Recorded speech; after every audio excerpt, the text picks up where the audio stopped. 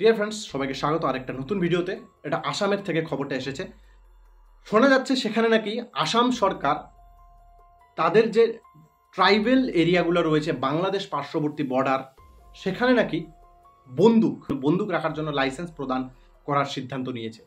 Last এটা কিন্তু কয়েক মাস থেকেই আসামের তাদের যে বিধানসভা রয়েছে সেই বিধানসভায় এই বিলটা উঠেছিল এবং সেখানে আলোচনা হয়েছিল। সেটার বলে গ্রান্টেড দিয়ে দিয়েছে যে আসামের সাথে বাংলাদেশ কানেক্টেড যে ট্রাইবেল এরিয়া রয়েছে সেই ট্রাইবেল এরিয়াতে বন্দুক দিয়ে দেওয়া হবে সেই ট্রাইবেল জনসাধারণকে পার্সোনাল নিজের সেলফ ডিফেন্সের জন্য।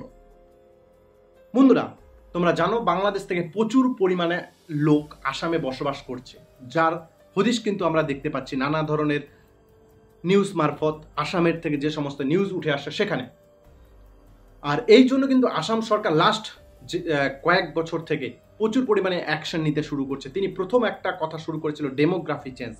এই ডেমোগ্রাফি চেঞ্জ নিয়ে তার বিরাট বড় মন্তব্যর পর থেকে তাকে দেখা যাচ্ছে এনআরসি করালো, সেখানে তিনি সিএ এনআরসি সব করাচ্ছে যাতে তার অবৈধভাবে বাংলাদেশ থেকে ইম্পোর্ট হওয়া জনসাধারণ বসবাস করতে না পারে, তাদেরকে আইডেন্টিফাই করছে এবং তাদেরকে শনাক্ত করে তার যেটা করা উচিত সেটা করছে। এরই মধ্যে এই ধরনের একটা খবর ছড়িয়ে পড়েছে যেটা তাদের ট্রাইবেল এরিয়াতে বন্দুক ধরিয়ে দিয়েছে। তাতে কিন্তু আমি দেখলাম বাংলাদেশের কিছু নিউজ চ্যানেল প্রচুর পরিমাণে কান্নাকাটি শুরু করে দিয়েছে, কারণ তাদের পার্শ্ববর্তী দেশ, কারণ তারা তো বাংলাদেশ থেকে ইম্পোর্ট হয় আসামে। যদি এখন বাংলাদেশ থেকে কেউ ইম্পোর্ট হয় ডাইরেক্ট শুট আউট করে নেবে, কারণ নিজের কাছে বন্দুক এবং আসাম সরকার নিজে দিচ্ছে এবং লাইসেন্স প্রাপ্ত বন্দুক। সেখানে যদি বাংলাদেশ থেকে কেউ আসে, আসামের সেই ট্রাইবেল যে রয়েছে আদিবাসী জনগোষ্ঠী, তারা ডাইরেক্ট শুট আউট করে দিবে সেই বাংলাদেশের লুঙ্গি বাহিনীকে। তাতে কিন্তু কারো কোনো কিছু করার নেই। তাই বাংলাদেশি মিডিয়া এই নিয়ে প্রচুর হইচই মেতে উঠেছে কয়েকদিন থেকে। বাংলাদেশের প্রচুর সংখ্যক লোক পশ্চিমবাংলা আসামে বসবাস করে, ত্রিপুরাতে বসবাস করে, কিন্তু আমাদের পশ্চিমবাংলা মমতা ব্যানার্জি সেখানে তো কোনো এনআরসি সিএ কিছুই করতে দিচ্ছে না, বরঞ্চ তারা সাপোর্ট করছে বাংলাদেশিদেরকে নিজের ভান্ডারে রাখার জন্য।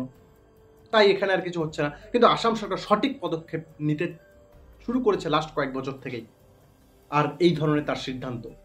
এই সিদ্ধান্ত নিয়ে তোমার কি মতামত তুমি জানাও। ডিয়ার ফ্রেন্ডস, আরেকটা নিউজ ছড়িয়ে এসেছে আসাম থেকে। আসামের মুখ্যমন্ত্রী এই লাস্ট 2-3 দিন আগে তার অর্ডারে নাকি আসামের প্রায় 300টা মুসলিম বাড়িকে বুলডোজার দিয়ে বিধ্বস্ত করে দেওয়া হয়েছে। তার মন্তব্য, সরকারি জমির ওপরে অবৈধভাবে কবজা করে সেখানে বাড়িঘর তৈরি করেছিল এবং সম্পূর্ণ 300টা বাড়ির মধ্যে সম্পূর্ণ মুসলিম জনগোষ্ঠী, এবং সেখানে মনে করা হচ্ছে রোহিঙ্গা এবং বাংলাদেশি দিয়ে ভর্তিও ছিল সেই 300টা বাড়ির মধ্যে। তারা সরকারি জমিতে এসে নিজস্ব ইচ্ছা মতো সেখানে বাড়ি তৈরি করেছে। তাই আসাম সরকার সেই সমস্ত বাড়িও ধ্বংস করে দিয়েছে। তো ডিয়ার ফ্রেন্ডস, আসাম সরকারের এই যে সিদ্ধান্ত, বন্দুক দেওয়ার সিদ্ধান্ত এবং এই যে নানা ধরনের রোহিঙ্গা বিরোধী সিদ্ধান্ত, বাংলাদেশ বিরোধী সিদ্ধান্ত, এই যে নানা ধরনের যে তার পদক্ষেপ, সেখানে তিনি মসজিদ মাদ্রাসা বন্ধ করে দিয়ে স্কুল খোলাচ্ছে, এই সমস্ত পদক্ষেপ সিদ্ধান্ত নিয়ে তুমি কি বলো, তোমার কি মন্তব্য সেটা কমেন্ট বক্সে জানাও। আর তুমি কি চাও সেটা পশ্চিমবাংলাতে হোক, এনআরসি সিএএ স্যার সমস্ত কিছু পশ্চিমবাংলায় হতে দিতে চাও কিনা সেটা কমেন্ট বক্সে জানাও।